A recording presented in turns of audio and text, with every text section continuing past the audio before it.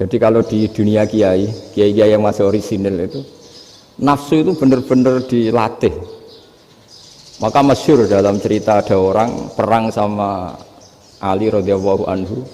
Ketika perang ini sangat semangat, tapi ketika orang itu meludahi dan Sayyidina Ali ini tersinggung karena diludahi, Sayyidina Ali langsung angkat tangan, sudah perangnya nggak usah diteruskan karena saya marah sama kamu sekarang demi nafsu karena kamu meludahi saya, padahal saya tadi motifnya demi Allah dan Rasul.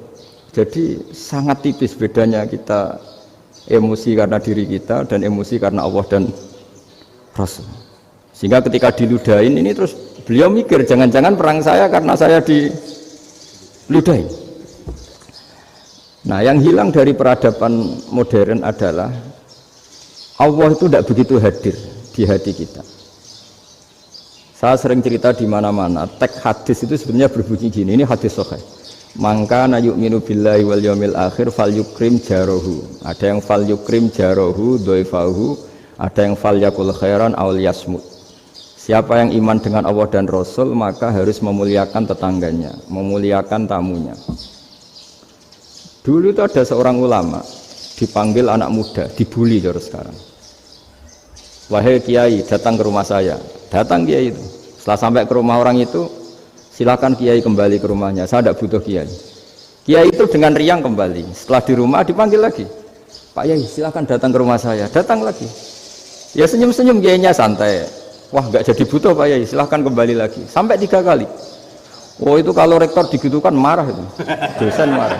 Kiainya santai, santai senyum-senyum rileks. Ketika ditanya kenapa Pak Yai tidak tersinggung, jawabannya unik. Anak muda, saya ini senang sekali nuruti perintah Allah, disuruh menghormati tetangga, sehingga ketika Anda manggil ya saya datang, ketika Anda nyuruh pulang ya saya pulang. Saya senang sekali nyenangkan tonggo, dan itu perintah Allah, jadi tidak ada hubungannya dengan kamu. Wah pemudanya nangis minta dimaafin. Kalau kita kan enggak, kita ini dosen, kiai, mungkin kita doktor, mungkin kita profesor. Tapi kita ini sering didikte oleh orang bodoh. Kalau orang bodoh itu jengkel, lo kita ya jengkel. Lo kamu jengkel, dijengkelkan orang bodoh itu namanya terdikte. Itu bodoh apa pinter? Oh itu tidak pinter sama sekali. Kalau betul-betul kamu pinter, hanya bisa didikte oleh Allah Subhanahu wa Ta'ala. Jadi antara hukum Allah apa? Wa ahsin man asa'a ilaika, berbuatlah baik sama orang yang berbuat buruk sama Anda. Itu dikteannya Allah. Kalau dikteannya orang-orang bodoh kayak dimangkel ben mangkel, terus kamu mangkel, itu bodoh apa pinter? Nah, problem kita kekinian adalah wong pinter, wong bodoh, itu podo-podo bisa didikte oleh sekelilingnya. Terus karuan wataknya perempuan seperti itu, wataknya anak-anak seperti itu, kita didikte. Anak-anak jengkelin kita mangkel, berarti kita didikte oleh orang bodoh. Makanya agama itu unik, kadang ngendikan wa ahsin man asa'a ilaika, kadang wasil man qata'aka, sambunglah orang yang memutus kamu. Karena dengan demikian kita hanya didikte oleh Allah Subhanahu wa Ta'ala, bukan didikte oleh hukum sosial. Cara Jawane nak ngapiki tangga sing apik akeh tunggale. Berbuat baik sama yang berbuat baik pada kita itu, mbok orang fasik ya seperti itu, maling ya seperti itu, sama. Tapi kalau berbuat baik sama orang yang berbuat jelek sama kamu itu baru luar biasa. Dan memang teksnya hadis wa ahsin man asa'a ilaika, berbuat baiklah sama orang berbuat buruk sama kamu. Jadi nggak boleh orang didikte. Makanya ngaji di sini diantaranya saya akan cerita dalam sebuah hadis sahih, dalam hadis hasan yang diriwayatkan Imam Tirmidzi, ada kalimat dari Rasulullah SAW. Dawe Nabi, la takunu imma'atan taquluna in ahsanan nasu ahsanna wa in dzalamu dzalamna walakin watti'u anfusakum in ahsanan nasu an tuhsinu wa in asa'u alla tazlimu. Kamu jangan jadi orang yang mudah diombang-ambingkan oleh orang sekeliling kamu, yaitu kamu mengatakan jika orang baik ke saya akan baik, jika orang buruk ke saya juga akan membalas buruk. Itu namanya Anda didikte. Tapi berkomitmenlah kamu akan berbuat baik meskipun orang lain berbuat buruk. Nah sekarang logika sosialnya begini, kalau di Indonesia itu ada 1000 kiai, ada 1000 profesor yang ingin membenahi Indonesia, rata-rata orang awam itu semau gue, Terus mereka mendikte kita, perilakunya nggak simpatik, perilakunya jengkelin. Terus 1000 profesor ini ikut jengkel. Itu kira-kira jadi solusi apa goblok bareng? Sama 1000 kiai ini ikut jengkel. Ini jadi solusi apa goblok bareng? Goblok bareng. Nah problem sekarang kita ini biasa didikte orang bodoh. Nah makanya ciri khas orang muslim itu kata Nabi mangkana yu'minu billahi wal yaumil akhir. Jadi baik tetangga karena perintahnya Allah dan Rasul. Pentingnya apa? Bedanya karena berbuat baik ini perintahnya Allah, mbok tonggo apik lah kita tetap apik karena perintahnya Allah dan Rasul. Begitu juga dengan hubungan dengan istri, dengan anak. Mbok bojomu lagi cerewet lah ya tetap apik. Karena dengan cara itu kita hanya tunduk kepada Allah dan Rasul. Tapi kalau kamu istri saya kalau baik ya saya baik, kalau enggak ya enggak. Berarti Anda didikte oleh perilakunya dia. Itu latihan, ya kalau dalam bahasa pondok, latihan jadi wali itu yang paling berat itu.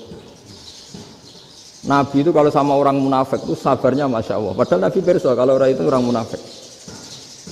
Karena dengan cara seperti itu, bahwa kebaikan Nabi pada seseorang itu atas perintahnya Allah dan Rasul, bukan atas nama servis. Kalau Nabi hanya baik kepada Abu Bakar, itu mungkin orang bilang, wis adune wong Abu Bakar baik sama Nabi. Tapi kalau Nabi baik sama orang munafik, Abdullah bin Ubay bin Salul, itu kalau nggak perintahnya Allah dan Rasul itu nggak bisa. Nah ini cobalah berlatih seperti itu, sehingga kita tidak mudah didikte. Ya saya ulang lagi, nggak mudah apa? Didikte. Maka di antara kebaikan Allah dan Rasul adalah bahkan orang dolim saja diberi jatah rahmat. Makanya tadi seperti mukadimah yang dibaca Pak Haris tadi, agama ini rahmatan lil alamin. Orang yang dolim saja dapat jatah apa? Rahmat, apalagi yang soleh. Nah kemudian yang perlu dicatat, kenapa kita menjadi enjoy dengan Islam? Islam itu adalah agama yang tidak didikte oleh materi. Jadi kalau Anda ingin makan enak, mungkin kalau pikiran kebanyakan orang, anak-anak muda yang milenial, yang gaul, ingin makan enak ya makan yang disukai. Misalnya sate atau bakso Malang atau apalah. Kalau orang-orang yang jadi wali nggak gitu cara berpikir. Ini yang masih orisinil. Ditanya, ini dunia baru kesulitan makanan, baru resesi. Cara makan enak gimana? Jawabannya lucu. Ya gampang, idamuhu alju. Idam itu lauk. Kalau kamu ingin makan lauknya paling enak apa? Alju. Kamu harus lapar banget. Sampean kalau puasa itu melihat tempe itu wah luar biasa. Tapi kalau kamu nggak puasa, air putih itu nggak menantang.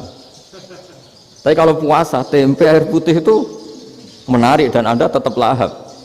Apa? Karena lauk terbaik adalah alju, yaitu lapar.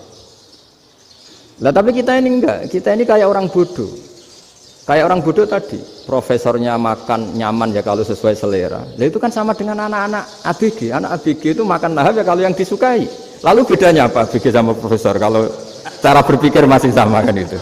Kiainya juga gitu, kiai makan enak kalau yang disukai, kalau enggak ada. Lalu bedanya apa kiai sama orang awam? Orang awam juga gitu, makan lahap ya kalau yang disukai. Nah ternyata perilaku kita ini yang pintar sama yang bodoh sama mas. Kalau kamu ingin berkasta lebih baik, itu cara makan enak itu apa? Idamuhu al-ju'.